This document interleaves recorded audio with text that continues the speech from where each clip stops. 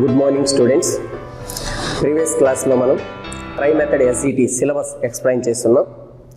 ఈ వీడియోలో ఆ సిలబస్లో ఒక ఇంపార్టెంట్ టాపిక్ గురించి, ఆ టాపిక్లోని ఒక కాన్సెప్ట్ గురించి డిస్కస్ చేద్దాం. రైట్, ఈ మధ్యకాలంలో ప్రభుత్వం న్యూస్లో జంబో డిఎస్సి అని ఒక్కొక్క జిల్లాకి large number of SET posts ఉన్నాయి అని చెప్పి న్యూస్ వస్తూ ఉన్నాయి. ఇదంతా కూడా శుభసూచకం. ఆల్రెడీ మీరు అందరూ కూడా ప్రిపేర్ అవుతున్నారు. ఇక ఎగ్జామ్ కూడా దగ్గరకు వచ్చే అవకాశం ఉంది కాబట్టి టెట్ డిఎస్సి ఈ టైంలో మీ యొక్క ప్రిపరేషన్ని ఇంకా హార్డ్ చేయాలి, మీ కాన్సన్ట్రేషన్ ఇంకా ఎఫెక్టివ్గా పెట్టాలి. రైట్, చాలామంది పిల్లలు రకరకాల డౌట్స్ అడుగుతూ ఉన్నారు. తెలుగు మీడియమా, ఇంగ్లీష్ మీడియమా, కొత్త సిలబసా, పాత సిలబసా, ఇలా అనేక సందేహాలు. ఇంగ్లీష్ మీడియమా, తెలుగు మీడియమా అనేది పూర్తిగా ఇంగ్లీష్ మీడియం పెట్టి పూర్తిగా తెలుగు మీడియం విద్యార్థులకి అన్యాయం చేయడం అనేది ఉండదు. రెండు మీడియంస్కి ప్రాధాన్యత ఉంటుంది. కాకపోతే ప్రభుత్వం ఇంగ్లీష్ కొంత నాలెడ్జ్ ఉండే పిల్లల్ని గవర్నమెంట్ సెక్టార్లోకి తీసుకోవాలి అనుకుంటుంది కాబట్టి దానికి ఏదైనా ఇంగ్లీష్ ప్రొఫిషియన్సీ టెస్ట్ కానీ లేకపోతే బోత్ మీడియాలో క్వశ్చన్ పేపర్ ఉండే విధంగా కానీ ఎట్లా సెట్ చేస్తుంది. ఇంకా ప్రభుత్వం నుంచి ఎటువంటి నామ్స్ రాలేదు. ఆ సందేహాలన్నీ పక్కన పెట్టేసి ప్రజెంట్ మీరు చదివినటువంటి డైట్ కాలేజీల్లో ఉండే సైకాలజీ, మెథడాలజీ పుస్తకాలు, తర్వాత మీరు చదివినటువంటి 1వ తరగతి నుంచి 8వ తరగతి వరకు టెట్, 3వ తరగతి నుంచి 8వ తరగతి వరకు టెట్, అదే 10వ తరగతి వరకు అయితే డిఎస్సి సిలబస్లో క్వశ్చన్స్ వస్తుంటాయి కాబట్టి ఆ అకాడమిక్ టెక్స్ట్ బుక్స్ని, స్కూల్ టెక్స్ట్ బుక్స్ని ప్రిపేర్ అవుతూ ఉండాలి. నెక్స్ట్, ఇక్కడ మళ్ళీ కొత్త పుస్తకాలు ఈ అకాడమిక్ ఇయర్ నుంచి మారినాయి కదా సార్, ఒక పేజీకి ఒక సైడ్ తెలుగు, ఒక సైడ్ ఇంగ్లీషు, ఇలా ఉన్నాయి బుక్స్, మేము ఇవి చదవాలన్నా అవి చదవాలా అనుకుంటున్నారు. ఓకే, యాక్చువల్గా మనం చూస్తే 6వ తరగతి వరకే కొత్త పుస్తకాలు ప్రింట్ అయింది. 7, 8, 9, 10వ తరగతికి సంబంధించి పుస్తకాలు ఎటువంటి మారలేదు. అసలు 3, 4, 5 తరగతుల్లో చాలా లిమిటెడ్గా ఉంటుంది కంటెంట్. నాకు తెలిసి సైన్స్ కానీ, సోషల్ కానీ, తెలుగు కానీ, ఇంగ్లీష్ కానీ ఏ సబ్జెక్ట్ అయినా మీరు 2 రోజులు 3 రోజులు ఒక్కొక్క క్లాస్ కేటాయిస్తే ఆ లోయర్ క్లాస్లో ఉండేటటువంటి చేంజ్ చేసుకోవచ్చు. కాబట్టి మ్యాక్సిమం లాస్ట్ అకాడమిక్ ఇయర్లో ఉన్నటువంటి అకాడమిక్ టెక్స్ట్ బుక్లే ఇప్పుడు నోటిఫికేషన్లో ఉండేదానికి అవకాశం ఉంది. ఒకవేళ ప్రభుత్వం కాదు ఇప్పుడున్న కొత్త పుస్తకాలని ప్రకటించింది అనుకోండి, దానికి మ్యాటర్ ఆఫ్ 1 or 2 డేస్లో ఒక్కో క్లాస్ బుక్ చదువుకోవచ్చు. ఎందుకంటే హైయర్ క్లాసు ఎక్కువ సిలబస్ ఉండే పుస్తకాలు మారలేదు కాబట్టి దానికి కూడా మీరు వరి అవ్వాల్సిన అవసరం లేదు. కాబట్టి ప్రజెంట్ మీరు చేయాల్సింది ఏంటంటే ప్రభుత్వం తీసుకునే నిర్ణయాలు అట్టుంటాయని ఆదుర్ద పడకుండా మీకు అందుబాటులో ఉన్నటువంటి అకాడమిక్ పుస్తకాలు, మీరు చదివినటువంటి డైట్ కాలేజీల్లో ఉండే సైకాలజీ, మెథడాలజీ డ్రాఫ్ట్ కాపీలు, సరే మేము ఇచ్చినటువంటి క్లాస్ రూమ్ నోట్స్లు చదువుకొని మీ సబ్జెక్ట్ని డెప్త్ అవగాహనని పెంచుకోవాలి. దాని మీద మాత్రమే ఆలోచించాలి. కానీ ప్రభుత్వం ఎన్ని పోస్టులు ఉంటాయి, ఎన్ని పోస్టులు ఉంటే మీకు ఎందుకు, మీకు కావాల్సింది ఒకటే కదా. రైట్, ఆ ఒక్క పోస్ట్ మీదే అన్న కాన్ఫిడెంట్గా మీ ప్రిపరేషన్ స్టార్ట్ చేయాలి. ఆత్మవిశ్వాసం, నీ మీద నీకే ఆత్మవిశ్వాసం లేకపోతే పోస్ట్ సంపాదించుకోగలనని చెప్పి వేరే వాళ్ళకి ఆ పోస్ట్ పోయే అవకాశం ఉంది. ఆత్మవిశ్వాసం పెంచుకోండి. మీరు ఊహించనన్ని ఎక్కువ పోస్టులు ఉంటాయి అని నేను మాత్రం మీకు చెప్పగలను. లాస్ట్ 2-3 డిఎస్సీల్లో ఉన్న పోస్టుల కంటే ఈ డిఎస్సీలో ఎక్కువ పోస్టులు ఉంటాయి. అలాంటి ఒక పాజిటివ్ యాటిట్యూడ్తో, ఒక కాన్ఫిడెంట్తో, మంచి కాన్సన్ట్రేషన్తో మీ హార్డ్ వర్క్ని ముందుకు తీసుకెళ్ళండి. ఈ డిఎస్సీలో విజయం మీదే. ఓకే, ఇక మనం సబ్జెక్ట్ విషయంలోకి వస్తాం. ఓకే, మీకు గవర్నమెంట్ జాబ్ వచ్చిన తర్వాత అంటే టీచర్ అయిన తర్వాత మీరు ప్రాథమిక పాఠశాలకు వెళ్ళి పిల్లలకి ఎందుకు బోధించాలనే ప్రశ్నకు సమాధానమే లక్ష్యాలు, స్పష్టీకరణలు. So now we will discuss about goals, aims, objectives and specifications. Okay, గమ్యాలు, ఉద్దేశాలు, లక్ష్యాలు, స్పష్టీకరణలు, ఆ టాపిక్ గురించి మనం డిస్కస్ చేద్దాం.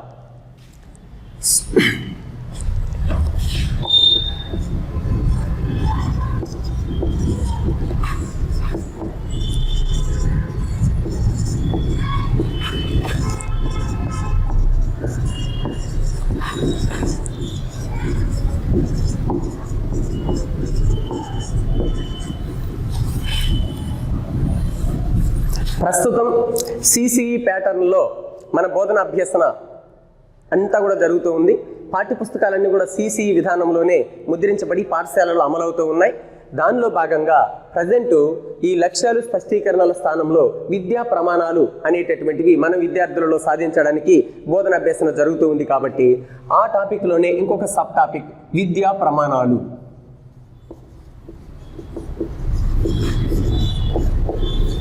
ఇది రైట్. ఈ పాఠంలో ఒక 5 సబ్ టాపిక్స్ ఉన్నాయి. ఫస్ట్ వన్ అర్థము, నిర్వచనాలు. What is meant by goal, what is meant by aim, what is meant by object, what is meant by specifications, what is meant by academic standards. అర్థము, నిర్వచనాలు, ఇది first topic. So ఈ topic బాగా అర్థం కావాలన్నా ఈ ఫస్ట్ సబ్ టాపిక్ అయినటువంటి అర్థాలు, నిర్వచనాలు అనే దాని మీద బాగా అవగాహన ఉండాలి. నెక్స్ట్ సెకండ్ వన్, ఇందులో మనకి బాగా ఇంపార్టెంట్ ఏంది అని అంటే లక్ష్యాలు, స్పష్టీకరణలు. సో లక్ష్యాల లక్షణాలు అంటే ఏంది, స్పష్టీకరణల లక్షణాలు ఏంది, ఇది తెలుసుకోవాలి. నెక్స్ట్ థాట్ కాన్సెప్ట్, విద్యా ప్రమాణాలు, విద్యా ప్రమాణాలు అంటే ఏంది తెలుసుకోవాలి. Next classification of Bloom's taxonomy, విద్యా లక్ష్యాల వర్గీకరణ, బ్లూమ్స్ విద్యా లక్ష్యాల వర్గీకరణ అనేటటువంటి సబ్ టాపిక్ గురించి తెలుసుకోవాలి. నెక్స్ట్ సవరించబడిన బ్లూమ్స్ జ్ఞానాత్మక రంగం, rectification of cognitive domain of Bloom's యొక్క జ్ఞానాత్మక రంగం ఎలా సవరించబడింది అనేటటువంటి అంశాన్ని తెలుసుకోవాలి. లాస్ట్ కాన్సెప్ట్ వచ్చి క్లాసిఫికేషన్ ఆఫ్ వాల్యూస్, విద్యా విలువల వర్గీకరణ. ఈ టాపిక్స్ని ఈ యొక్క మెయిన్ టాపిక్లో మనం డిస్కస్ చేయాలి. ఫస్ట్ ఆఫ్ ఆల్ అర్థము, నిర్వచనాలు. సెకండ్ వన్ లక్ష్యాలు, స్పష్టీకరణల లక్షణాలు. థర్డ్ వన్ విద్యా ప్రమాణాలు. నెక్స్ట్ బ్లూమ్స్ విద్యా లక్ష్యాల వర్గీకరణ. నెక్స్ట్ సవరించబడిన బ్లూమ్స్ జ్ఞానాత్మక రంగం. లాస్ట్ వన్ విలువల వర్గీకరణ, క్లాసిఫికేషన్ ఆఫ్ వాల్యూస్. సో ఇది సిలబస్ ఈ టాపిక్లు. ఎగ్జామినేషన్ ఆఫ్ పాయింట్ ఆఫ్ వ్యూలో ఈ టాపిక్ చాలా ఇంపార్టెంట్. 3 మెథడాలజీలో మ్యాథ్స్, సైన్స్, సోషల్, ఈ 3 మెథడ్స్లో కూడా టెట్లో కనుకైతే మనకి 5-6 బిట్స్ వచ్చేదానికి అవకాశం ఉంది. అదే డిఎస్సీలో అయితే 6 to 8 బిట్స్ వచ్చేదానికి అవకాశం ఉంది. కాబట్టి క్వశ్చన్ పేపర్ యొక్క వెయిటేజీని మనం దృష్టిలో పెట్టుకుంటే one of the most important topic goals, aims, objectives and specifications. Okay, now we will go to definitions and meaning and definitions. Okay, ఈ టాపిక్లో మనం గమ్యము, ఉద్దేశము, లక్ష్యము, స్పష్టీకరణ గురించి ఫస్ట్ చెప్పుకోవాలి. గమ్యం, ఉద్దేశము, లక్ష్యము, స్పష్టీకరణలు. Okay right. పిల్లలు పాఠశాలకు వచ్చి ఎందుకు వస్తారు? పాఠశాల విద్య నేర్చుకోవడానికి వస్తారు. విద్యార్థులు పాఠశాలకి దేనికి వస్తారు? విద్యాభ్యసన కోసం వస్తారు. ఓకే, అలా విద్యాభ్యసన కోసం తల్లిదండ్రులు పాఠశాలకు విద్యార్థులను పంపిస్తే వాళ్ళకి మీరేం బోధిస్తారు? సబ్జెక్ట్స్ బోధిస్తారు. సబ్జెక్ట్స్ని మనము ఇంగ్లీష్లో శాస్త్రము అని అంటాం, బహువచనం కనుకైతే శాస్త్రాలు అని అంటాం. విద్యార్థులకు సబ్జెక్ట్ బోధిస్తాం. విద్య కోసం మన బడికి వచ్చే పిల్లలకి యాజ్ ఏ టీచర్స్గా మనం సబ్జెక్ట్స్ బోధిస్తాం. గణిత శాస్త్రము, విజ్ఞాన శాస్త్రము, సాంఘిక శాస్త్రము, శాస్త్రాలు బోధిస్తాం. ఆ శాస్త్రాల్లో ఏముంటాయి? పాఠ్యాంశాలు ఉంటాయి.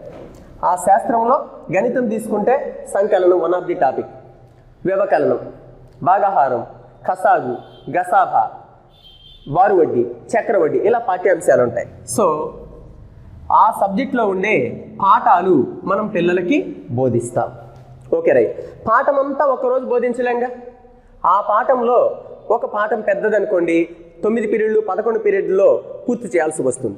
ఒక పాఠం చిన్నదనుకోండి 2-3 పీరియడ్లు లేదా 1 పీరియడ్లోనే బోధించవలసి వస్తుంది. కానీ పాఠంలో ఉండే భావనలను, పాఠ్యాంశాలలో ఉండే భావనలను పీరియడ్స్ ఆధారంగా మనం బోధిస్తూ వస్తాం. ఒక్కొక్క పీరియడ్లో ఒక్కొక్క భావన, కాన్సెప్ట్ అని అంటాం, భావన. రైట్. సో విద్యాభ్యాసన కోసం మన బడికి పిల్లలు వస్తారు. వాళ్ళకి సబ్జెక్ట్స్ బోధిస్తాం. ఆ సబ్జెక్ట్లో ఉండే పాఠం బోధిస్తాం. ఆ పాఠంలో ఉండే కాన్సెప్ట్స్ బోధిస్తాం, లేదా ఆ పాఠాన్ని కొన్ని పీరియడ్స్ వారీగా బోధిస్తాం. రైట్. చూడండి ఇక్కడ ఫస్ట్ గమ్యం. What is meant by goal? ఇంగ్లీష్లో గోల్స్ అని అంటాం. ఎయిమ్స్, ఆబ్జెక్టివ్స్, స్పెసిఫికేషన్స్ అని అంటాం. రైట్. ఫస్ట్ చూడండి గమ్యం. విద్యా విధానం ద్వారా, ఎడ్యుకేషన్ సిస్టమ్ ద్వారా, విద్యా విధానం ద్వారా విద్యార్థి సాధించవలసినటువంటి చిట్ట చివరి లేదా అంతిమ స్థానాన్ని గమ్యం అని అంటాం. మళ్ళీ ఒకసారి చూడండి. విద్యా విధానం ద్వారా విద్యార్థి చేరుకోవలసినటువంటి చిట్ట చివరి లేదా అంతిమ స్థానాన్ని గమ్యం అని అంటాం. దేని ద్వారా? విద్యా విధానం ద్వారా విద్యార్థి సాధించవలసిన లేదా చేరుకోవలసిన చిట్ట చివరి లేదా అంతిమ స్థానాన్నే గమ్యం అని అంటాం.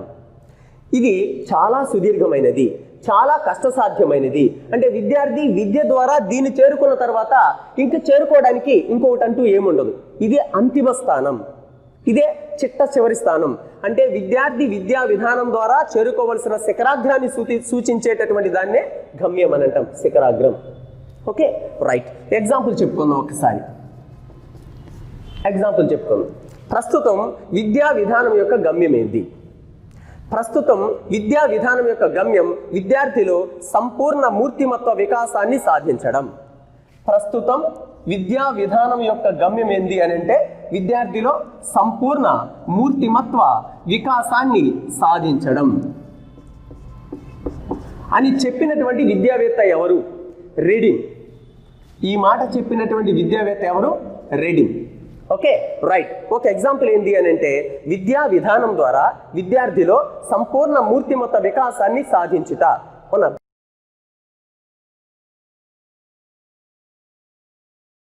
ఉపాధ్యాయుడు కావాలి అని అనుకున్నాడు అనుకోండి, ఆ వాక్యాన్ని కూడా మనము గమ్యానికి ఉదాహరణగా చెప్పుకోవచ్చు. Okay, diet. చదువుతున్నటువంటి విద్యార్థి జాతీయ ఉత్తమ ఉపాధ్యాయుడు కావాలి అనుకోవడం గమ్యానికి ఒక ఉదాహరణగా చెప్పుకోవచ్చు. ఏంది సార్ ఇవే ఎందుకు దీనికి ఉదాహరణలు అని అంటే వెరీ సింపుల్. చాలా సుదీర్ఘమైనవి, చాలా కష్టసాధ్యంతో కూడినటువంటి కోరికలను గమ్యాలు అని అంటున్నాం. సో డైట్ ఇప్పుడు చేరిన పిల్లవాడు ఒక జాతీయ ఉత్తమ ఉపాధ్యాయుడు కావాలి అని అంటే ఫస్ట్ ఏం కావాలి? అతను డైట్ ఫస్ట్ ఇయర్ పాస్ అవ్వాలి, తర్వాత సెకండ్ ఇయర్ పాస్ అవ్వాలి, తర్వాత టెట్లో అత్యధిక మార్కులు రావాలి. ఇప్పుడున్న పోటీ దృష్ట్యా మళ్ళీ డిఎస్సిలో అత్యధిక మార్కులు రావాలి. సో అప్పుడు ఉద్యోగం వస్తుంది, ప్రభుత్వ ఉపాధ్యాయుడు అవుతారు మీ లెక్క. నెక్స్ట్ మండల్ లెవెల్లో బెస్ట్ టీచర్ అవ్వాలి, నెక్స్ట్ జిల్లా లెవెల్లో బెస్ట్ టీచర్ అవ్వాలి, నెక్స్ట్ స్టేట్ లెవెల్లో బెస్ట్ టీచర్ అవ్వాలి, నెక్స్ట్ జాతీయ స్థాయి ఉత్తమ ఉపాధ్యాయుడు, నేషనల్ లెవెల్లో బెస్ట్ టీచర్ కావాలి. అప్పుడు మన డాక్టర్ సర్వేపల్లి రాధాకృష్ణన్ బర్త్డే సందర్భంగా సెప్టెంబర్ 5న ఢిల్లీలో ఎర్రకోటలో రాష్ట్రపతి చేతుల మీదుగా అతనికి ఆ ఉపాధ్యాయుడికి మెమెంటో ఇవ్వడం జరుగుతుంది.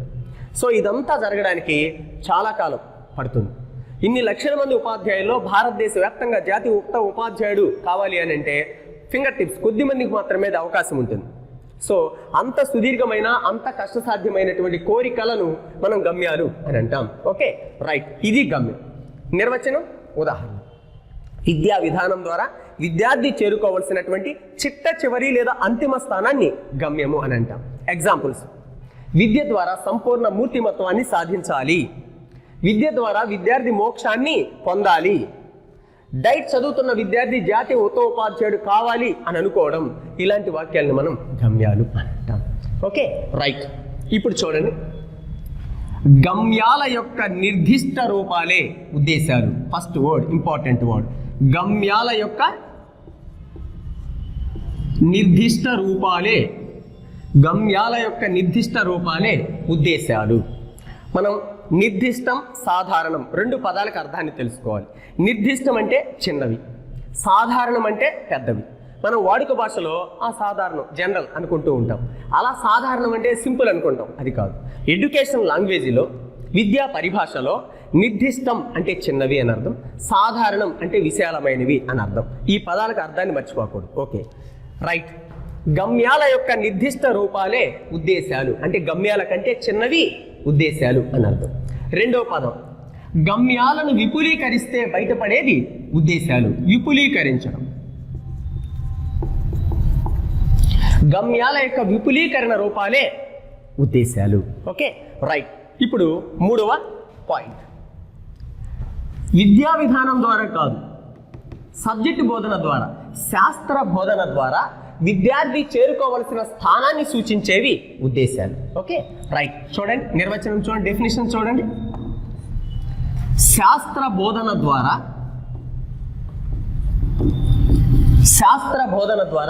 విద్యార్థి చేరుకోవలసిన లేదా సాధించవలసిన స్థానాన్ని సూచించేవి ఉద్దేశాలు.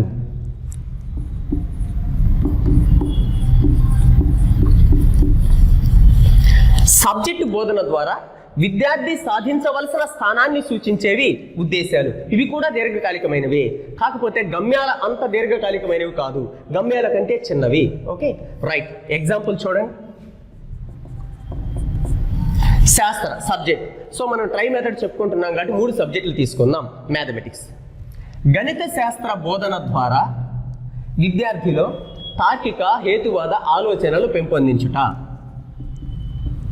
తార్కిక హేతువాద ఆలోచనలు పెంపొందించుట. రైట్. సైన్స్. విజ్ఞాన శాస్త్రం. విజ్ఞాన శాస్త్ర బోధన ద్వారా విద్యార్థిలో సైంటిఫిక్ యాటిట్యూడ్స్ పెంపొందించుట, వైజ్ఞానిక వైఖరులు పెంపొందించుట. నెక్స్ట్, సాంఘిక శాస్త్ర బోధన ద్వారా విద్యార్థిలో ఉత్తమ పౌరసత్వ లక్షణాలు పెంపొందించుట. ఉత్తమ పౌరసత్వ లక్షణాలు పెంపొందించుట. రైట్. ఒకసారి చూడండి.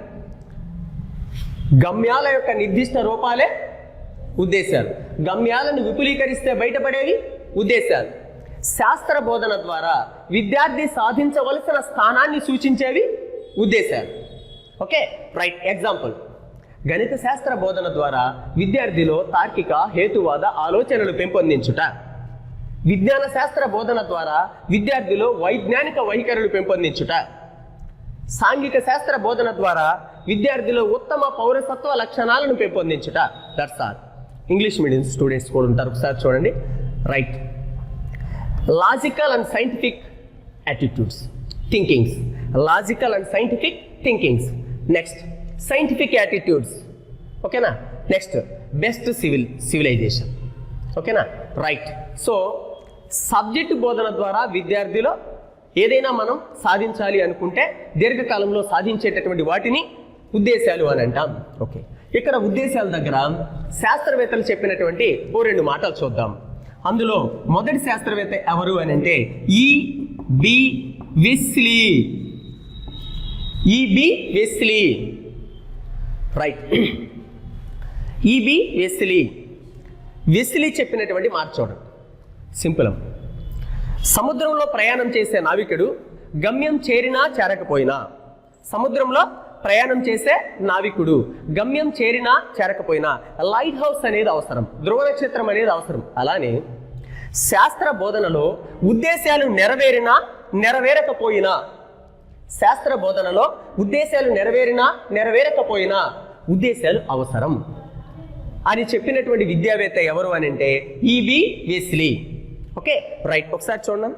E.B. వెస్లీ ఉద్దేశాలకి ఎంత ప్రాధాన్యతనిచ్చాడో ఈ నిర్వచనంలో మనకు తెలుస్తుంది.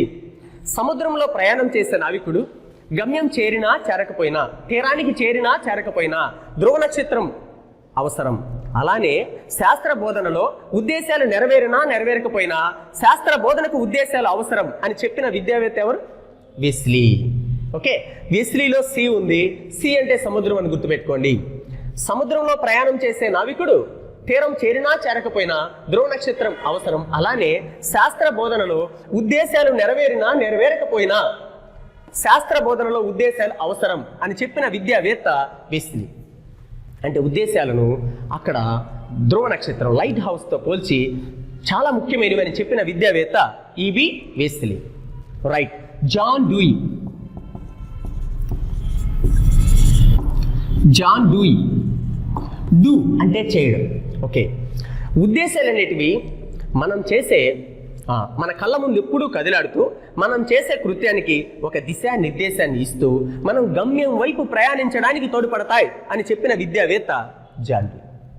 చూడండి. ఉద్దేశాలు అనేటివి ఎప్పుడూ మన కళ్ళ ముందు కదిలాడుతూ మనం చేసే పని మీన్స్ ఇక్కడ కృత్యము అని అంటున్నా నేను. డూ పని, కృత్యము.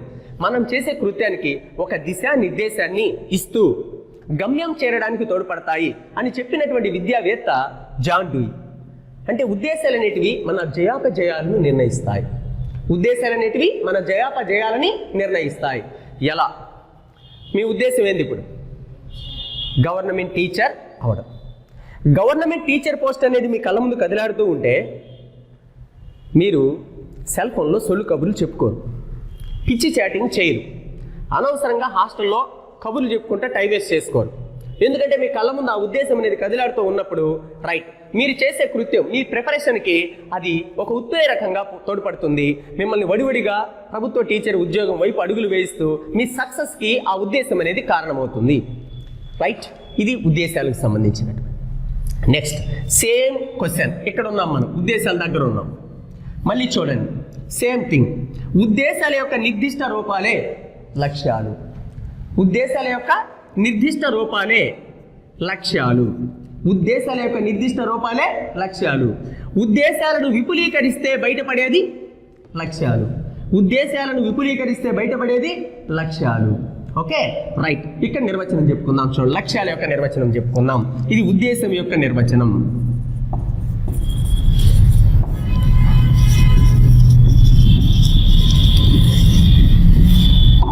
లక్ష్యాల యొక్క నిర్వచనం. Okay, right. విద్యా విధానం అయిపోయింది, శాస్త్ర బోధన అయిపోయింది. Okay, right. పాఠ్యాంశ బోధన ద్వారా ఉపాధ్యాయుడు విద్యార్థులలో ఆశించే ప్రవర్తన మార్పులనే లక్ష్యాలు అని అంటాం. దేని బోధన ద్వారా? పాఠ్యాంశ బోధన ద్వారా ఉపాధ్యాయుడు విద్యార్థులలో ఆశించే ప్రవర్తన మార్పులనే లక్ష్యాలు అని అంటాం. ఆశించే ప్రవర్తన మార్పులు.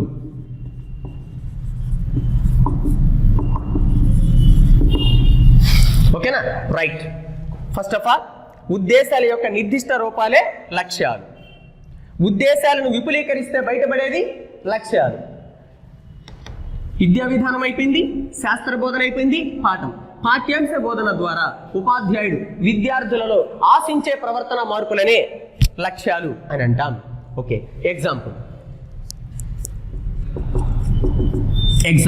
ఒక పాఠం తీసుకోండి. Mathematics, very simple. ఒక పాఠం మ్యాథమెటిక్స్లో రేఖాగణిత ఆకృతులు, జ్యామితీయ పటాలు అనే పాఠం తీసుకుందాం.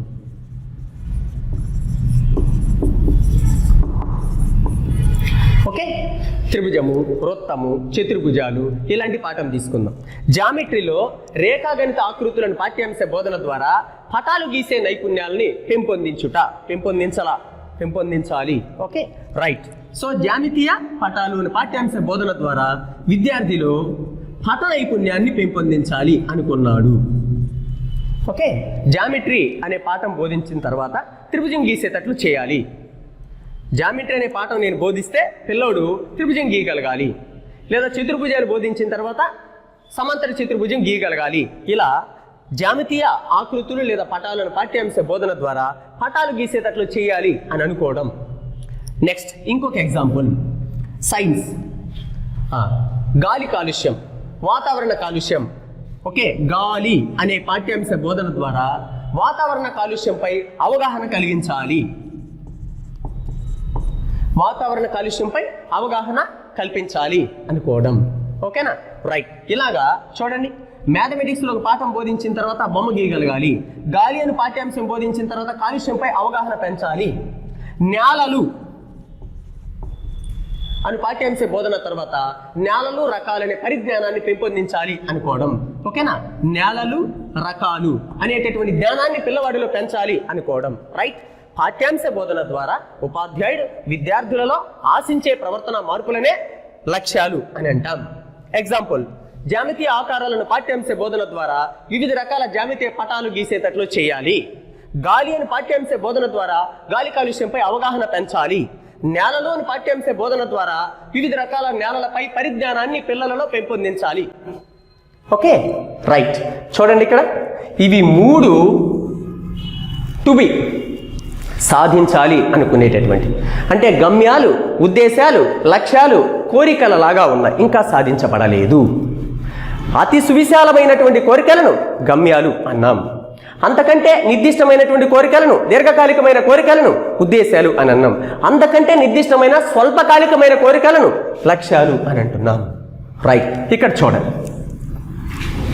పాఠ్యాంశ బోధన అనంతరం ఒక భావనో లేకపోతే రెండు భావనల్లో ఒక పీరియడ్ ద్వారానో ఇలా పాఠ్యాంశ బోధన అనంతరం విద్యార్థులలో ఏర్పడే ప్రవర్తన పరివర్తనాలను స్పష్టీకరణలు అని అంటాం. పాఠ్యాంశ బోధన అనంతరం విద్యార్థులలో ఏర్పడే ప్రవర్తన పరివర్తనాలను స్పష్టీకరణలు అని అంటాం. ఇక్కడే డెఫినేషన్ రాస్తా స్పష్టీకరణలకు సంబంధించినటువంటి. ఆశించే ప్రవర్తన మార్పులు లక్ష్యాలైతే విద్యార్థిలో ఏర్పడే లేదా కనపడే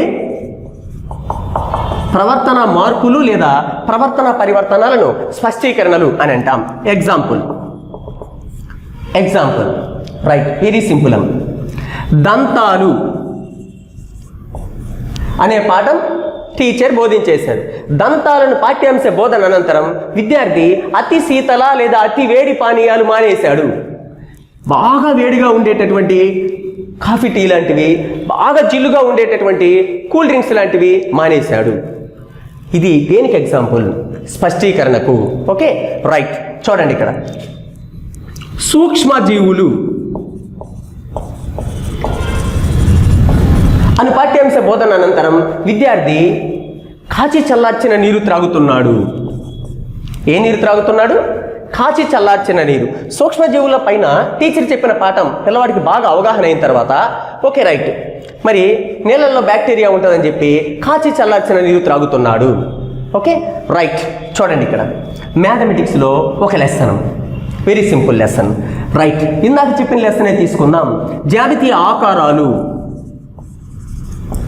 అని పాఠ్యాంశ బోధన అనంతరం తన పరిసరాల్లో దొరికేటటువంటి వివిధ జ్యామితీయ ఆకృతులను తీసుకొని వచ్చి విద్యార్థి పాఠశాల బులెటిన్ బోర్డుపై అతికిస్తున్నాడు, బులెటిన్ బోర్డు పైన చేరుస్తున్నాడు.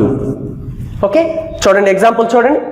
దంతాలు అని పాఠ్యాంశ బోధన అనంతరం విద్యార్థి అతి వేడి లేదా అతి శీతల పానీయాలు త్రాగడం మానేశాడు. నెక్స్ట్ సూక్ష్మజీవులు అని పాఠ్యాంశ బోధన అనంతరం విద్యార్థి కాచి చల్లార్చిన నీరు త్రాగుతున్నాడు. రైట్, వివిధ జ్యామితీయ ఆకారాలు అని పాఠ్యాంశ బోధన అనంతరం విద్యార్థి తన పరిసరాలలో లభించే వివిధ జ్యామితీయ ఆకారాలను సేకరించి పాఠశాల బులెటిన్ బోర్డుపై తరచుగా ప్రదర్శిస్తున్నాడు. ఓకే, సో బోధన అనంతరం విద్యార్థిలో కనపడే ప్రవర్తన పరివర్తనాలను స్పష్టీకరణలు అని అంటాం. ఓకే, లక్ష్యాలు ఎవరికి సంబంధించినవి? ఉపాధ్యాయుడికి సంబంధించినవి. మరి స్పష్టీకరణలు ఎవరికి సంబంధించినవి? విద్యార్థులకు సంబంధించినటువంటివి. ఆశించే ప్రవర్తన మార్పులను ఏమంటాం? లక్ష్యాలు అని అంటాం. విద్యార్థులు ఏర్పడే ప్రవర్తన మార్పులను ఏమంటాం? స్పష్టీకరణలు అని అంటాం. ఓకేనా రైట్, ఇది కాన్సెప్ట్. మళ్ళీ సేమ్ రూల్, నిర్దిష్ట లక్ష్యాలే స్పష్టీకరణలు, లక్ష్యాల యొక్క విపులీకరణలే స్పష్టీకరణలు. పాఠ్యాంశ బోధన అనంతరం విద్యార్థులు ఏర్పడేటివి స్పష్టీకరణలు. ఎగ్జాంపుల్, దంతాలు పాఠ్యాంశ బోధన అనంతరం వేడి పానీయాలు మానేయడం, సూక్ష్మజీవులనే పాఠ్యాంశ బోధన అనంతరం కాచి చల్లార్చిన నీరు త్రాగడం. మరి వివిధ జ్యామితీయ ఆకారాలు అని పాఠ్యాంశ బోధన అనంతరం తన పాఠశాల పరిసరాలలో లభించే వివిధ జ్యామితీయ ఆకారాలను తీసుకొని వచ్చి బడిలో ఉండే బులెటిన్ బోర్డుపై గుచ్చడం. ఓకే రైట్, సో ఇక్కడ మనం అర్థం చేసుకోవాల్సిన కాన్సెప్ట్ ఏంది అని అంటే, ఎగ్జామ్లో తరచుగా ఈ ఉద్దేశాలకి ఈ లక్ష్యాలకి మధ్య ఉన్నటువంటి తేడాల మీద క్వశ్చన్ అడుగుతూ ఉన్నారు. What is the difference between aims and objectives? So ఒక్కటి కూడా బైహార్ట్ చేయబడలేదు, కాన్సెప్ట్ అర్థమైతే మీరే. ఓకే, కొత్తగా వచ్చేటటువంటి 1-2 పాయింట్లు మాత్రమే నేను చెప్తా, మిగతా అన్ని మీరే చెప్పేస్తారు. Okay right, first of all ఉద్దేశాలను ఎవరు రూపొందిస్తారు? రాజకీయ నాయకులు, విద్యావేత్తలు. రాజకీయ నాయకులు, విద్యావేత్తల చేత రూపొందించబడేవి ఉద్దేశాలు. మరి బోధన కోసం ఉపాధ్యాయుల చేత రూపొందించబడేవి లక్ష్యాలు. ఇది నేను చెప్పని పాయింట్. ఓకే, రాజకీయ నాయకులు, విద్యావేత్తల చేత రూపొందించబడేవి ఉద్దేశాలు, మరి బోధన కోసం ఉపాధ్యాయుల చేత రూపొందించబడేవి లక్ష్యాలు. ఓకే రైట్, ఇప్పుడు చెప్పండి, ఈ రెండిటిలో విశాలమైనవి ఏవి?